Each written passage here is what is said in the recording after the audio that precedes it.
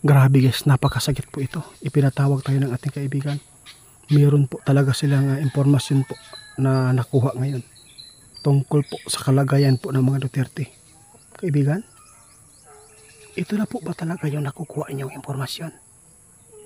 Bakit po nila nagawa ito? Guys, tama po yung ipinapaabot natin nung isang araw. Yung mga Duterte ngayon, nakakaawa po yung kalagayan. Maraming pong plano po yung mga nasa antay na mga Duterte, yung nasa Senado ngayon, na mas lalo pa nilang paigtingin po ang kasong ito at lalo pa nilang ididiin po yung mga Duterte. Mayroon na pong nakita si kaibigan. Kaibigan, totoo po ba ito kaibigan na ito yung nakita ninyo? Bakit po nila ito ginagawa? Ginagawa po daw nila ito guys para lang po na hindi na makapagtakbo pa yung mga Duterte. Ito po talaga yung mga gusto po nilang mangyayari. Kaya lalo po nilang ginigipit para po yung mga supporters ng mga Duterte na mga malalakas ay magbigay po ng hakbang na hindi maganda para po ay makapag marsyalo, para ay wala na pong lusot at hindi na po halalan pa sa susunod na presidente, para po sila pa rin yung mamumuno at wala tayong kawalan po dito guys. Hindi po tayo makakilos po ng maayos. Kaya ginawa po nila ito dahil po ay parang sina-challenge po nila yung mga Duterte para po ay magbigay po ng hindi maganda po na mga plano po dito para po ay magkudita o unsa man dia. Ito lang po talaga ang sinasabi noon ni kaibigan, magtiis kayo, magpakumbaba para hindi mangyari po ang gusto po nila. Kaibigan, ano po ba talaga itong mga plano nila na nakukuha po ninyo? Bakit po nila ito nagawa?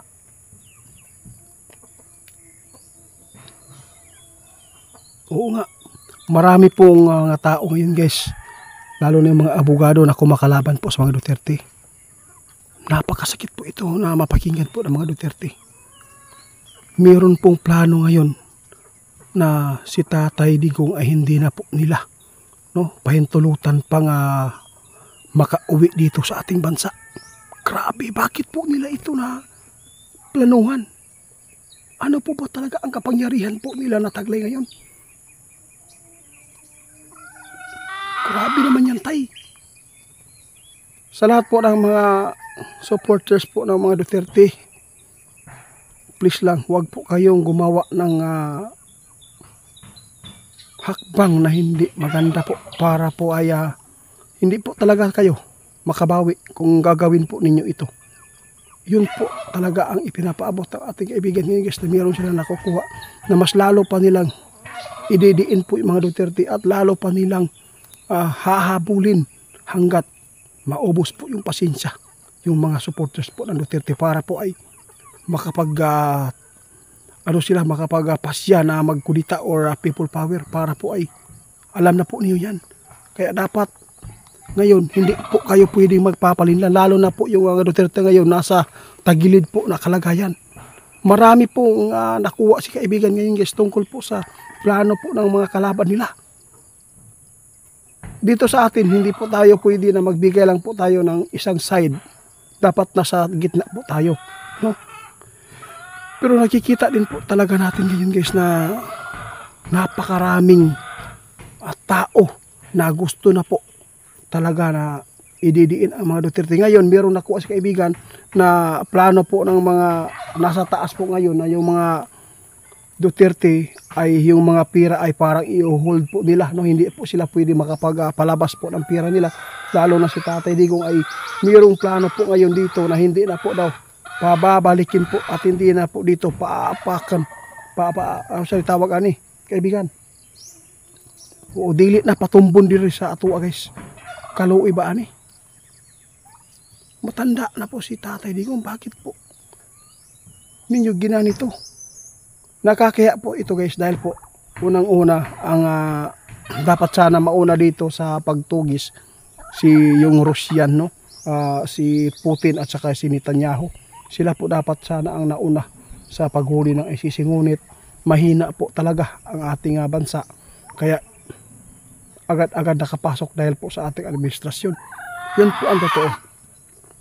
Kung tulad po tayo sa iba na malalakas po na mayroon pong panindigan, hindi po yan makakapasok dito. Ngunit binatawan po talaga si Duterte dahil po sa kanyang mga masasakit po na pambabato po sa presidente at napakasakit po yung mga binitawan. Yun po, hindi na po siya na ipagtanggol, no? Kaya yun, nagkaganito na. Kaya sana yung nagplano po ngayon tungkol sa mga Duterte, sana po ay magbago yan hanggat hindi pa po dumating ang panahon na nagkagulo po yung mga kapwa natin Pilipino dito para magpatayan lang dahil po sa inyong mga plano. Hindi, atay? Ano? Ay, Diyos ko po tay, grabe naman yan. Ito po talaga ang nakikita po ninyo yan. Guys, hindi ko na lang babanggitin po guys ha. Alam na po ninyo ang ibig sabihin po yung ipinapaabot po natin noon, na alam na po ninyo, na balita na po yan na si Tatay Digong ay hindi po pwede makapagpalabas ng pira kasi ayaw po nila na magagamit ito sa kasamaan. Grabe. Tapos mayroon pang impormasyon na nakukuha natin nung ipinapaabot po natin nung isang araw na yung si Sara Duterte yung at saka yung kapatid po niya na si Basti ay may plano po talaga yung mga nakakataas ngayon na pa bigyan po ng kaso. Kakasuhan nila. Isasali. Lalo na po, lahat po ng mga grupo ni Duterte ngayon na malapit sa kanya ay tinutugis na. Marami pang kakasuhan ito guys. Tandaan po ninyo ito. No? Pagsisihan po talaga ng lahat dahil po hindi po niyo mapipigilan kahit gaano pa yung mga kumakampi po ng mga otoridad sa Malacanang, kung ang mga taong civilian, inosente, kung sila po ang di-declare po ng kaguluhan, kung magsama-sama, hindi po yung mapipigilan yan kahit gaano pa kayo karami, no? Kaya nakakatakot ito.